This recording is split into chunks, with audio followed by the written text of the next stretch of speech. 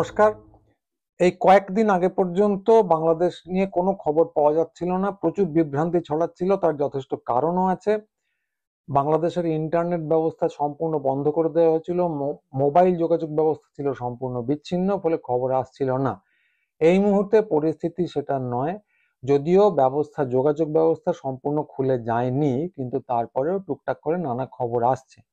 কিন্তু তারপরেও এই ভিডিওটা করতে হচ্ছে, তার কারণ হচ্ছে যে নানা মহল থেকে এসবের মধ্যে নানা বিভ্রান্তি ছড়ানো হচ্ছে। বিভ্রান্তিটা হচ্ছে অনেকগুলো জিনিস নিয়ে। প্রথমটা হচ্ছে যে কোটা ব্যবস্থা। একটা বিভ্রান্তি ছড়ানো হচ্ছে যে বাংলাদেশে যেহেতু আন্দোলনটা কোটা বিরোধী ছিল, যে তার সঙ্গে ভারতবর্ষের সংরক্ষণ বিরোধী আন্দোলন বা সংরক্ষণের পক্ষের মতামত এর বোধহয় লতায় পাতায় অন্তত একটা সম্পর্ক থাকা সম্ভব।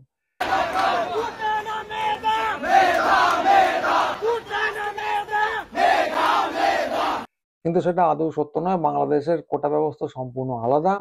বাংলাদেশের কোটা ব্যবস্থা মুক্তিযুদ্ধের কিছুদিন পরে শুরু হয়। এটা শুরু হয় মুক্তিযোদ্ধা এবং তাদের পরিবারের জন্য। তাদের জন্য সরকারি চাকরিতে 30% কোটা ছিল, সংরক্ষণ ছিল।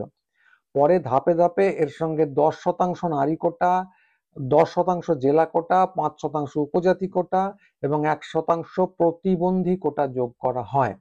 সব মিলিয়ে সংরক্ষণ দাঁড়ায় 56% এবং সাধারণ বর্গের লোকজনের জন্য খোলা ছিল 44%। তো এই জিনিসটা দেখা যাচ্ছে এর সঙ্গে ধর্ম বা জাতপাতের কোনো সম্পর্ক নেই। বিভিন্ন মহল থেকে যেগুলো ছড়ানো হচ্ছে যে ধর্মীয় সংরক্ষণ বা জাতপাত ভিত্তিক সংরক্ষণ তুলে দেওয়ার চেষ্টা হচ্ছে, এটা আদৌ সত্যি নয়।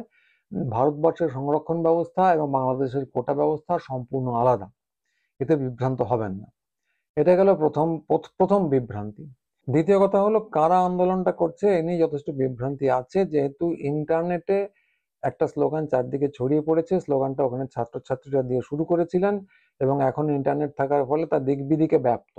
স্লোগানটা হলো, আমরা কারা, রাজাকার।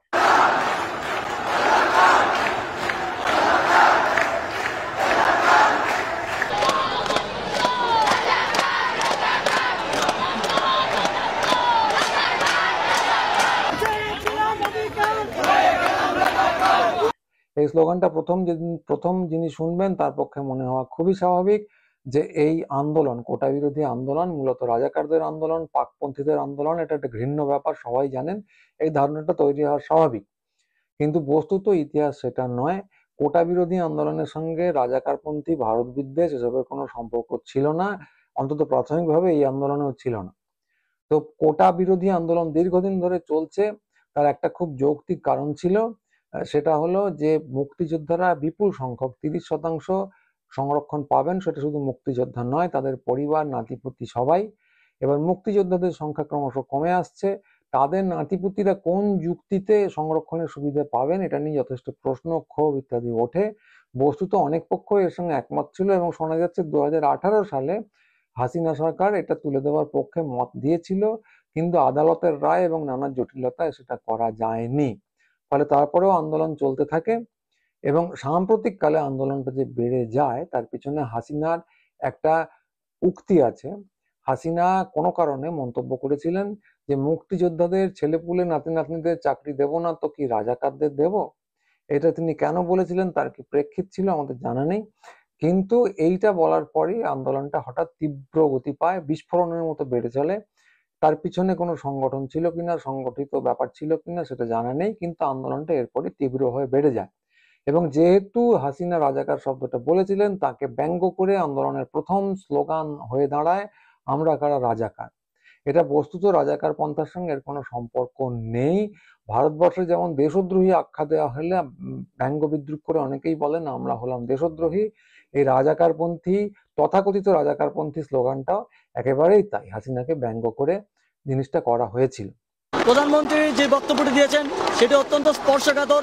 তিনি আন্দোলনরত সারা দেশের শিক্ষার্থীদেরকে, চাকরি প্রত্যাশী সারা দেশের শিক্ষার্থীদেরকে রাজাকার হিসেবে অভিহিত করার চেষ্টা করেছেন। শিক্ষার্থীদেরকে রাজাকার হিসেবে ইঙ্গিত করায় হল থেকে শিক্ষার্থীরা স্বতঃস্ফূর্তভাবে হলের তালা ভেঙে নেমে আসে এবং তারা প্রতিবাদ কর্মসূচি পালন করছে। এবার তারপর আন্দোলন শুরু হয়। আন্দোলন যখন তীব্র গতি পায়, তার একটা নিজস্ব অভিমুখ থাকে। সরকার পক্ষীয় যারা আছেন, আওয়ামী লীগ বা ছাত্রলীগের কর্মীরা তার বিরুদ্ধে দাঁড়ান। পুলিশ নির্মম অত্যাচার নামিয়ে আনে এবং তারপর যা হয়েছে তার কিছু খবরাখবর আমরা পেয়েছি, যে সেনাবাহিনী নামে দেশ জুড়ে কারফিউ জারি করা হয়, ইন্টারনেট বন্ধ করে দেওয়া হয় এবং সারা দেশে বিপুল সংখ্যক ছাত্রছাত্রী আন্দোলনের পক্ষে দাঁড়িয়ে যান এবং নির্বিচারে অনেকে গুলি পান। আবু সাইদের যে চিত্রটা আমরা দেখতে পাই, তিনি বুক চিতিয়ে দাঁড়িয়েছিলেন, আইকনিক চিত্র হয়ে গেছে সেটা এখন, বুক চিতিয়ে দাঁড়িয়েছিলেন এবং তারপর গুলি খেয়ে ওখানেই তিনি লুটিয়ে পড়েন এবং তার মৃত্যু হয়। তো এইটা শুধু ঢাকাতে নয়, সারা বাংলাদেশ জুড়ে চলতে থাকে এবং নানা জায়গায় প্রচুর সংখ্যক মৃত্যুর খবর আসতে থাকে। কোনো কোনো জায়গায় শোনা যায় হেলিকপ্টার থেকে গুলি চালানো হচ্ছে ইত্যাদি প্রভৃতি। ফলে সরকারি যে নৃশংসতা এবং তার বিরুদ্ধে জনজাগরণ, এ নিয়ে আদৌ কোনো সন্দেহ নেই এবং সেটা রাজাকারপন্থীদের জনজাগরণ নয়। ভাই সবার উপরে ককটেল মারতেছে, স্টুডেন্টের দুই সাইডে প্যাক, ডিসি চত্বরের দিকে পুলিশ, সিএসসির দিকে পুলিশ, দুই সাইডে ককটেল মারতেছে। ভাই যারা বাইরে আছে সবাই এখানে চলে আয়। এবং একই সঙ্গে উল্টো দিকে আমরা যেগুলো দেখতে পেয়েছি, সেই চিত্রগুলো একবার বলে নেওয়া উচিত। যে আমরা দেখতে পেয়েছি আমরা কারা রাজাকার স্লোগান, আমরা দেখতে পেয়েছি ভারত বিদ্বেষী স্লোগান, যদিও আহ, রাজাকার বিরোধী স্লোগানটা ব্যঙ্গাত্মক হলেও ভারত বিদ্বেষী স্লোগানের সঙ্গে কোটা বিরোধী আন্দোলনের কি সম্পর্ক সেটা আমরা জানি না। তিন হচ্ছে যে আমাদের পক্ষে যেটা জানা সম্ভব নয়, যে আওয়ামী লীগের ছাত্রছাত্রীদের আমরা দেখেছি নানা জায়গায় বেঁধে টেঁধে রাখা হয়েছে, মারধর করা হচ্ছে। সেটা কেন কেন করা হয়েছে, গণতান্ত্রিক আন্দোলনের কোন স্পিরিটের সঙ্গে এটা যায় সেটা আমাদের ঠিক জানা নেই। তো এরকম নানা পরস্পর বিরোধী চিত্র আমরা দেখেছি এবং বহু দূর থেকে আমরা যেহেতু ব্যাপারটা দেখছি, ফলে এখনো পর্যন্ত চিত্রটা আমাদের কাছে পরিষ্কার নয়। দুটো জিনিস আমাদের কাছে পরিষ্কার।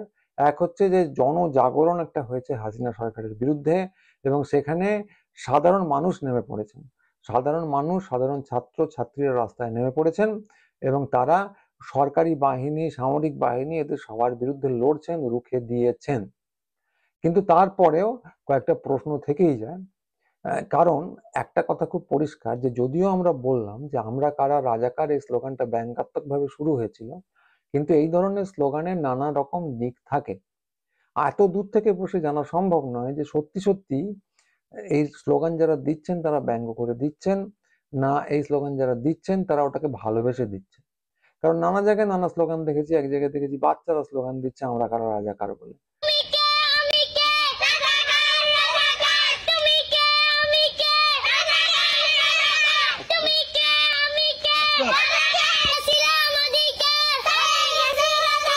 তো তাদের পক্ষে বোঝা সম্ভব নয় ওটা ব্যঙ্গ না ব্যঙ্গ নয়। তারা খুব সম্ভবত রাজাকার পন্থা কি জিনিস জানে না, কিন্তু ওটা একটা চালু লব্জ হয়ে গেছে বলে তারা স্লোগানটা দিচ্ছে। তো এটা এই আন্দোলনের একটা সত্যিকারের বিপজ্জনক দিক। আমরা জানি না যে জামাত বা এই জাতীয় শক্তিগুলো এই আন্দোলনে কতটা ঢুকে আছে।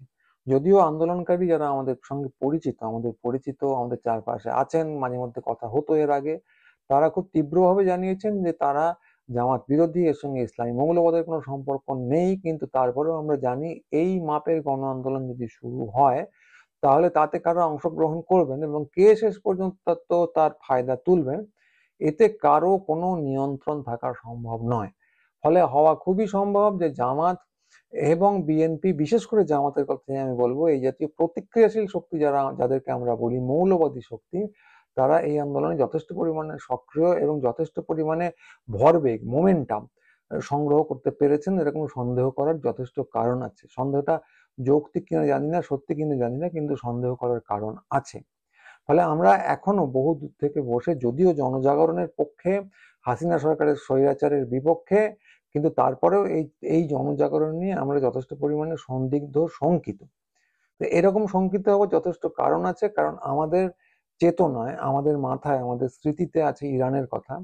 ইরানেও এরকম একটা অভূতপূর্ব জনজাগরণ হয়েছিল, স্বৈরাচারী যে শাসন ছিল সেখানে তার বিরুদ্ধে। সেই স্বৈরাচারী শাসন কিন্তু পশ্চাৎপদ ছিল না, কিন্তু স্বৈরাচারী ছিল। তার বিরুদ্ধে সাধারণ মানুষ পথে নেমেছিলেন, সেই সেই আন্দোলনের নেতৃত্বে ছিলেন বামপন্থীরা, সেই আন্দোলনে ছিল ইসলামীরা। সাধারণ মানুষ তো ছিলেন এবং আন্দোলন কারণ নিয়ন্ত্রণে ছিল না। এবং পশ্চিমী বুদ্ধিজীবীরা তখন সরকারি বামপন্থা, সোভিয়েতের বামপন্থায় ভয়ঙ্কর রকম ক্লান্ত, তারা এই নতুন একটা ফরমেশনকে ভীষণভাবে স্বাগত জানিয়েছিলেন এবং চির সিনিক মিশেল ফুকো পর্যন্ত দুহাত বাড়িয়ে আলিঙ্গন করেছিলেন এটা একটা নতুন প্রকরণ হতে চলেছে ক্ষমতার, এই বলে। তো কিন্তু সেই উচ্ছ্বাস বেশি দিন টেকেনি। মিশেল ফুকো বলেছিলেন যে তিনি ভুল করেছিলেন, তার কারণটা আমরা জানি, যে সেখানে ক্ষমতা দখল করে মৌলবাদী ইসলামী মৌলবাদীরা, এবং তারপর গণতান্ত্রিক মানুষের উপর, বামপন্থীদের উপর যে চূড়ান্ত দমন, পীড়ন, নিপীড়ন নেমে আসে তার ইতিহাস আমরা সবকটাই জানি।